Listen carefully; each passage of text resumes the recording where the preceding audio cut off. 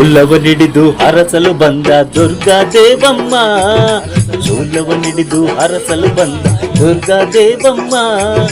ಭಕ್ತರ ಹಳ್ಳಿಯ ಸಿಡಿಬಿ ನಮ್ಮ ತಾಯೇ ಶರಣಮ್ಮ, ನಮ್ಮ ಭಕ್ತರ ಹಳ್ಳಿಯ ಸಿಡಿಬಿ ನಮ್ಮ ತಾಯೇ ಶರಣಮ್ಮ.